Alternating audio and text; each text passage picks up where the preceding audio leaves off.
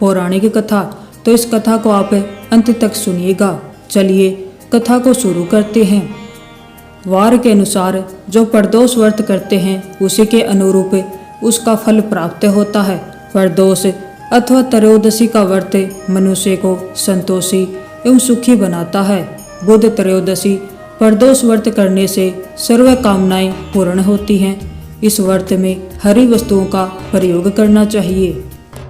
बुध प्रदोष व्रत की कथा के अनुसार एक पुरुष का नया नया विवाह हुआ था। विवाह के 2 दिनों बाद उसकी पत्नी मायके चली गई। कुछ दिनों के बाद वह पुरुष अपनी पत्नी को लेने उसके यहाँ गया। बुधवार को जब वह पत्नी के साथ लौटने लगा तो ससुराल पक्ष ने उसे रोकने का प्रयत्न किया कि विदाई के लिए बुधवार शुभ नहीं होता है, लेकिन वह नहीं माना और पत्नी के साथ बैलगाड़ी में बैठ करके चल पड़ा। तो विवश होकर के सास ससुर ने अपने जमाई और पुत्री को भारी मन से विदा किया। नगर के बाहर पहुंचने पर पत्नी को प्यास लगी।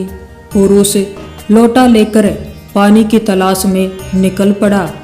उसकी पत्नी एक पेड़ के नीचे बैठ गई। थोड़ी देर के बाद वह पुरुष पानी लेकर के वापस लौटा। तब उसने देखा कि उसकी पत्नी किसी के साथ हंस हंस कर बातें कर रही है और उसके लोटे से पानी पी रही है। तब उस पुरुष को क्रोध आ गया। जब वह पुरुष निकट पहुंचा तो उसके आश्चर्य का कोई ठिकाना न रहा, क्योंकि उस आदमी की सूरत बिल्कुल उसमें मिलती थी।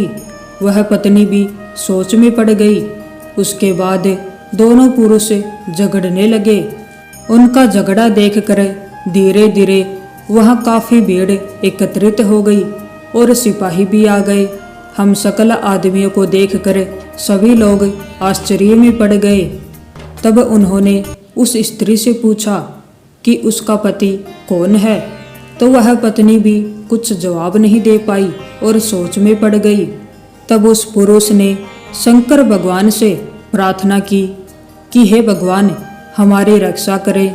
मुझसे बहुत बड़ी भूल हुई है कि मैंने सास ससुर की बात नहीं मानी और बुधवार को पत्नी को विदा करा लिया। मैं भविष्य में ऐसा कदापि नहीं करूँगा। जैसे ही उसकी प्रार्थना पूरी हुई, दूसरा पुरुष अंतर्ध्यान हो गया। पति पत्नी सकुशल अपने घर लौट आए।